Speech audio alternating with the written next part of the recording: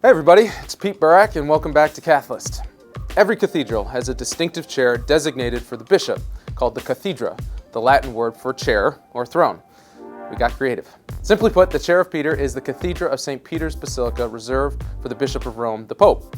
But it's more than a physical object. Sure, it's a sweet-looking ornamented chair that's almost 400 years old, but it also represents the mission entrusted to the Pope by Christ, to care for, defend, and unite the flock.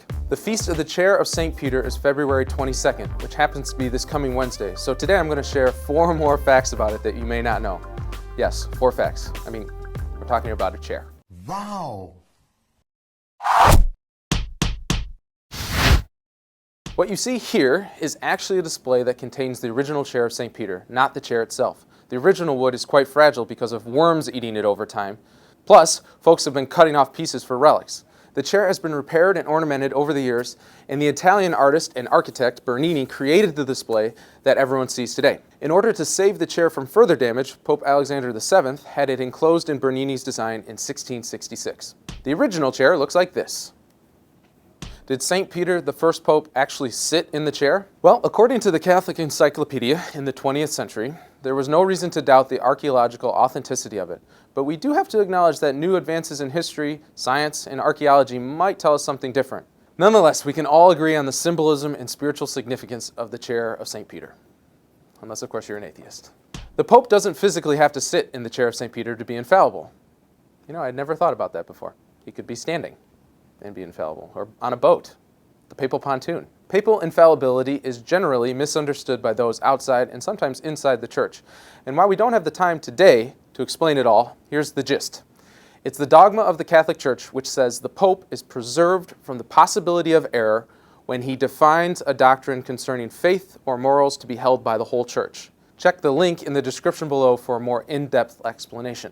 But in order to make an infallible pronouncement ex cathedra, or from the chair, he doesn't even have to be seated at all. He simply has to use the fullness of his authority as the successor of Peter to definitively teach a particular matter pertaining to faith or morals. That was a mouthful. So, ex cathedra is a figure of speech, not a reference to a physical chair. Look, now I'm the chair of St. Peter.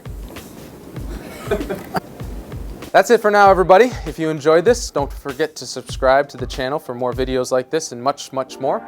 Click here to learn about Ave Maria Radio, and click here to learn about ID 916, the Young Adult Outreach I direct. And as always, there are links in the description below. Thanks for watching, and I will see you next week. God bless. I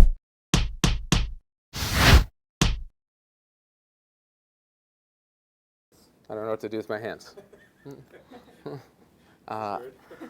The car was running real good. Let's just do it again. Let's just start the whole thing Sure, again yeah. so we don't have that flash. The car was driving real fast. Felt like I was... Ricky, put your hands down. The Feast of the the Pear of St. Peter. Lesser known feast day, but more delicious. In the 20th century, what? Well... 20th century, the Catholic Encyclopedia. But in order to make an infallible as the successor of Peter to definitively teach a particular matter pertaining to faith. Man, this is fun. Thank you, Brian, or whoever wrote this.